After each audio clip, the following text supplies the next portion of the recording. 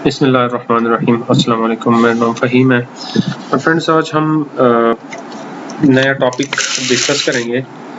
आपको पता है कि आज से 2-3 दिन पहले जो बजट है वो पेश हो गए हैं असेंबली में, नेशनल असेंबली में, और मेरा प्लान था कि मैं उसी दिन इसको डिस्कस करूं, लेकिन मेरे घर में थोड़े बहुत प्रॉब्लम थे तो इस वजह से मैं वीडियो को अपलोड नहीं कर सका। आज हम बात करेंगे जो नया फाइनेंस बिल है, जिसको मतलब जो नया अभी 2022-23 का जो फाइनेंस बिल है उसके ऊपर हम बात करेंगे और उसको हम कंपेयर करेंगे जो हमारा amended up to 30 June 2021 income tax ordinance है, उसके साथ हम कंपैरिजन करेंगे। हम आज 3 टॉपिक्स के ऊपर बात करेंगे। सबसे पहले जो है हम सैलरी पर्सन, फिर जो बिजनेसेस है, जो इंडिविजुअल या एसोसिएशन ऑफ पर्सन है, और फिर इसके बाद जो कंपनी है उसके रेट्स को हम डिफाइन करेंगे, उसको हम कंपेयर करेंगे और फिर देखेंगे कंक्लूजन में कि कौन सा बिजनेस में हमें जो नया जो फाइनेंस बिल है उसमें हमारे लिए फ़ायदेमंद है या नुकसान है।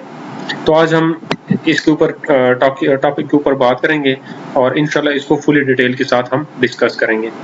तो सबसे पहले हम आते हैं जो हमारे पास डिवीजन 1 है, part 1 rate of taxes first schedule के, उसको हम देखते हैं और उसका जो क्लास 1 है वो हमारे पास है क्लास 1।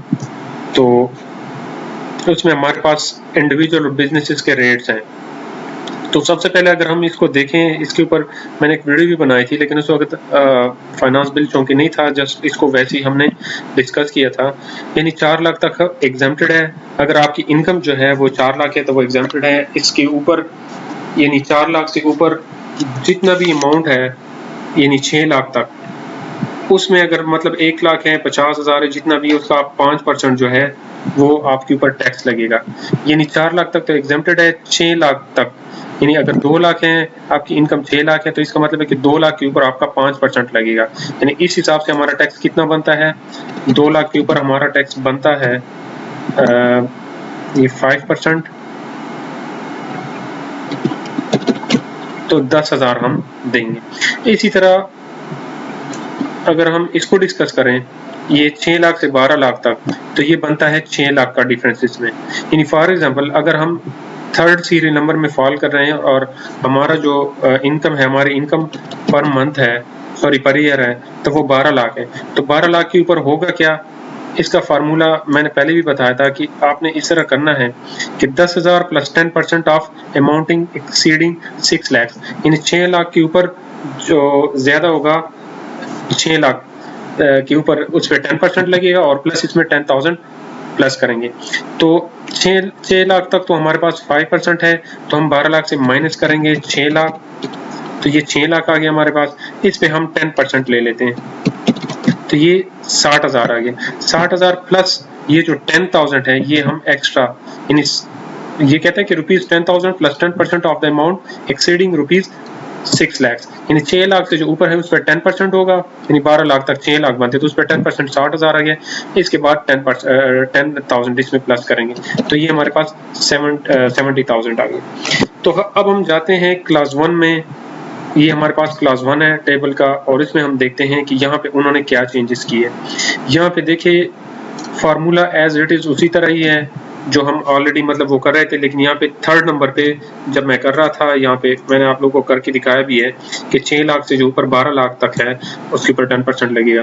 इसी तरह सबसे पहले हम आते हैं सीरियल नंबर 1 में, तो उसमें हमारे पास 0% हमने हमारा वो है टैक्स है, यानी पहले था 4 लाख का, तो अब क्या होगा, हम 6 लाख तक एग्जेम्प्टेड है। ये मतलब जो 6 लाख तक जिसकी इनकम है उसके लिए बहुत ही मतलब फिट है ये। बल्कि इसके अलावा फिर हम देखते हैं और इसको हम डिस्कस करते हैं कि बाकी जो सीरियल नंबर्स में या इस तरह की इनकम में फॉल कर रहे हैं उनके लिए भी सूटेबल है या उसके लिए वो लॉस में जा रहे हैं। ठीक है, तो हम उसकी थोड़ी बहुत 1-2 की कैलकुलेशन करेंगे तो इंशाल्लाह आप लोगों की समझ आ जाएगी। तो यहाँ पे हम दूसरे नंबर सीरियल नंबर पे जाते हैं। वो कहते हैं कि अगर 4 लाख से एक्सीड करता है 6 लाख तक, यानी 2 लाख पे 5% होगा 2 लाख पे, तो यहाँ पे भी 2 लाख ही है इसके दरमियान, यानी अगर 6 लाख से 8 लाख तक इसके दरमियान जो भी है वही 2 लाख आता है और उस पे हम 5% देंगे। यानी इसका मतलब ये है कि जो 2 नंबर सीरियल नंबर है वो सेम ही है, अगर हम इसमें फॉल कर रहे हैं, लेकिन यहाँ पे हमारी जो अमाउंट है वो बढ़ा दी गई है। यानी पहले था 6 से 12 लाख, सॉरी 4 से 6 लाख, और यहाँ पे 6 से 8 लाख है, तो उस पर वही 5% है। इसके अलावा जो थर्ड नंबर पे है, where taxable income exceed 8 lakh but not exceed 12 lakh, यानी 12 लाख से अगर ज्यादा ना हो और 8 लाख से ज्यादा हो, यानी 4 लाख जो इसके ऊपर बनता है 8 लाख के ऊपर, तो उस पर क्या होगा 10% प्लस 12.5%, यानी यहाँ पे हमारे पास कितना है 10,000 प्लस 10% है, लेकिन यहाँ पे क्या है 12.5%। लेकिन यहाँ पे एक चीज ये भी नोटिस करें कि यहाँ पे 6 लाख से 12 लाख तक है, यानी 6 लाख जो अमाउंट है, यहाँ पे 8 लाख से 12 लाख तक है। यानी अगर आपकी 12 लाख इनकम है तो हम इसको कैलकुलेट करते हैं, तो 8 लाख से 12 लाख तक 4 लाख रुपए बनता है, इसमें जो डिफरेंस है इनटू 12.5 डिवाइड बाई 100 और प्लस 10,000, यानी मतलब ये है कि ये हमारा 60,000 बन रहा है और जो पहले हमारा बनता था वो 70,000 बनता था। इसका भी मैं आपको करके देता हूँ, मतलब लिमिट सेम ही है, लेकिन इसमें जो बिलो लिमिट है वो थोड़ा ज्यादा है। यहाँ पे 6 लाख से, यानी अगर आप किसी की इनकम 7 लाख है तो वो भी इसमें फॉल करेगा, और अगर किसी की 8 लाख है वो भी इसमें फॉल करेगा, यानी 6 लाख से ऊपर जो है, इसमें ये है कि जो डिफरेंस है वो 4 लाख आ रहा है, यानी 8 लाख रुपए जो है यहाँ तक आप 5% में फॉल कर रहे हैं। 8 लाख से आपका 1 रुपए भी ज्यादा होगा तो उसमें ये होगा कि 10,000 प्लस होगा, और उस पर जो एक्स्ट्रा अमाउंट होगी जो 8 लाख से ऊपर है उस पर 12.5% लगेगा। इसी तरह ये उन्होंने 4 नंबर का भी दिया है, यहाँ पे हम 4 नंबर को कंपैरिजन इसकी करते हैं, 12 से 24 लाख तक है, तो ये 12 से 24 लाख तक है, सेम ही है। यहाँ पे क्या कहते हैं 70,000 प्लस 15%, यहाँ पे क्या कहते हैं कि 60% प्लस 17.5। अब ये जो हमारे पास टैक्सेबल इनकम है वो सेम ही है, हम इसके ऊपर कैलकुलेशन करते हैं पुराने की, और जो नया फाइनेंस बिल है इसके ऊपर हम बात करते हैं। अब हम एज्यूम करते हैं कि जो हमारी इनकम है वो 12 लाख से ऊपर है और 24 लाख से नीचे है, यानी हम इसको एज्यूम करते हैं कि हमारे पास 20 लाख है, यानी 20 लाख है, तो 20 लाख के ऊपर हम 15% लेते हैं, और ये कितना बना 3 लाख, और 3 लाख प्लस 70,000, तो ये 3,70,000 बन गया। इसको हमने एज्यूम किया कि हमारी जो टैक्सेबल इनकम है वो 20 लाख है, तो यहाँ पे हम इसी को ही एज्यूम करते हैं 20 लाख को, और 20 लाख के ऊपर हम क्या करते हैं, ये उन्होंने लिखा हुआ है 17.5%, तो ये 17.5% 3,50,000 प्लस उन्होंने इसमें क्या किया 60,000 ऐड किया, तो ये 4,10,000 बन गया।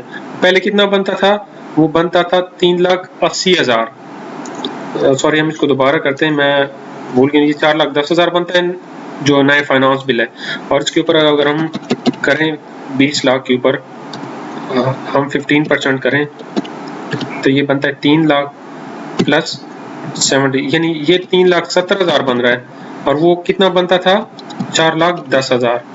इसका मतलब ये है कि हम जो नया फाइनेंस बिल है वो अगर किसी की इनकम इसमें फॉल कर रहे हैं तो वो 40,000 एक्स्ट्रा टैक्स पे करेंगे। ठीक है, समझ आ रही है? कोई भी क्वेश्चन हो आप लोग व्हाट्सएप करें, मैं आपको बार बार ये कह रहा हूँ, अक्सर लोग मुझे फ़ोन करते हैं, शायद वो मेरी वीडियो भी देख रहे हैं, मैं उसको ये कहता हूँ कि आप लोग मुझे वॉइस मैसेज छोड़ दिया करें, मैं आप लोग को आराम से जवाब दिया करूँगा, क्योंकि मैं या तो ऑफिस में होता हूँ या फिर कहीं मतलब घर के काम शाम होते हैं, शेड्यूल होता है, तो इस वजह से मैं आपको प्रॉपर रिप्लाई नहीं कर सकूँगा, तो आप मुझे व्हाट्सएप कर दिया करें। इसी तरह आप लोग बैठ के आराम से फाइनेंस बिल जो है FBR की वेबसाइट से डाउनलोड करें और इसको इसके साथ कंपेयर करें जो हमारा income tax ordinance up to 30 June 2021 है, उसके साथ आप कंपेयर करें। इसी तरह हम जाते हैं क्लास 2 में। ये देखिए ये क्लास 2 है, क्लास 2 में हमारे पास जो सैलरी है उसको हम डिस्कस करते हैं। अब यहाँ पे हमारे पास क्लास 2, ये देखें ये क्लास 2 है, ठीक है। अच्छा, क्लास 2 में उन्होंने क्या किया है, यहाँ पे हमारे पास जो नया फाइनेंस बिल है उसमें 7 सीरियल नंबर तक, यानी 7 स्लैब्स हैं, ठीक है, 7 स्लैब्स। पहले कितने होते थे 12 स्लैब्स, ठीक है, स्लैब्स उन्होंने कम कर दिए। अब उन्होंने कम तो कर दिए हैं, लेकिन अब हम देखते हैं, इसको कंपेयर करते हैं कि इसमें जो सैलरी पर्सन है उसके लिए रिलीफ दिया है या उसके ऊपर जो टैक्स है वो ज्यादा कर दिए। मैंने जितना स्टडी किया उसमें काफी हद तक, यानी तकरीबन ये जो बन रहा है यहाँ तक, सॉरी जो नया बिल है उसमें जो हमारे पास आ रहा है, आई थिंक कि यहाँ तक जो 6 लैब तक है, यहाँ तक एम्प्लॉयज के लिए रिलीफ है। इसके बाद जो 7 में जो फॉल कर रहे हैं उसके लिए वो नुकसान ही है। हम एक को डिस्कस करते हैं इंशाल्लाह, फिर जब आप लोग खुद ही करेंगे तो आप लोगों को भी समझ आ जाएगी। इसमें अब हम देखते हैं यहाँ पे 6 लाख है, यानी 6 लाख तक एग्जाम्प्टेड है। यहाँ पे भी वो कहते हैं कि 6 लाख तक बिल्कुल एग्जाम्प्टेड है, ठीक है। फिर वो क्या कहते हैं कि स्लैब 2 में 6 लाख से 12 लाख तक उसमें 5% है। यहाँ पे वो कहते हैं कि 6 लाख से 12 लाख तक 100 रुपए, यानी जो इसमें फॉल कर रहे हैं वो तो बिल्कुल मतलब ना होने के बराबर, उसके बल्कि है नहीं, उसके ऊपर टैक्स 100 रुपीज का कुछ भी नहीं है। अब यहाँ से 12 से 24 लाख तक जो है, 12 लाख से 24 लाख, और अब उन्होंने क्या किया है, इस स्लैब को इन दोनों को प्लस किए हुए, ठीक है। यानी ये 25 लाख है, ये 12 लाख से 18 और 18 से 24, और यहाँ पे उन्होंने क्या किया 12 लाख से 24 लाख। तो अब हम सपोज करते हैं कि हमारी जो सैलरी है वो 24 लाख है, ठीक है, 24 लाख। हम स्लैब 4 में जाते हैं, तो स्लैब 4 में अगर हम सैलरी 24 लाख करें तो 18 लाख माइनस 24, तो ये कितना बनता है 6 लाख। तो 6 लाख के ऊपर हम क्या करेंगे, 15% निकालेंगे प्लस 90,000 इसमें प्लस करेंगे, इंटू 15 डिवाइड बाई 100, 90,000 प्लस 90,000, ये 1,80,000 हमारा टैक्स बनता है। अब हम जाते हैं यहाँ पे, और यहाँ पे हम क्या करते हैं, 12 लाख से 12 लाख को माइनस करते हैं, तो ये 12 लाख ही बनेगा। तो 12 लाख के ऊपर उन्होंने फिक्स अमाउंट रखा हुआ है इस 3rd नंबर स्लैब में, तो उन्होंने क्या किया 7% उस पर कैलकुलेट किया, तो ये 84,000 बन रहा है। और पहले कितना बन रहा था 90,000, ठीक है, सॉरी 90,000 नहीं 1,80,000 बन रहा था, क्योंकि 15% अगर हम 18 से 24 लाख तक 6 लाख बन रहा है, 6 लाख पे 15% करेंगे तो वो 90,000 बन रहा है, प्लस 90,000 1,80,000। तो ये इसमें से माइनस करेंगे, हम माइनस करेंगे 1,90,000, 1,80,000 सॉरी, तो ये हमें कितना रिलीफ मिल रहा है 96,000। तो इसका मतलब ये है कि हमें 96,000 रिलीफ मिल रहा है, ठीक है। तो आप लोग इसी तरह इसको भी कैलकुलेट करें, इसमें जो सैलरी पर्सन है उसको काफी रिलीफ मिल रहा है मतलब फाइनेंस में। और जो लास्ट वाला है वो मैं आप लोग के साथ थोड़ा शेयर करता हूँ, बाकी जो है उसको आप खुद ही करें, तो इंशाल्लाह आप लोगों को समझ आ जाएगी। इसमें 12 नंबर स्लैब लेते हैं और इसको हम कंपेयर करते हैं इसके साथ ही। ये जो है 1,20,00,000 है, बल्कि हम करते हैं 60 लाख, 60 लाख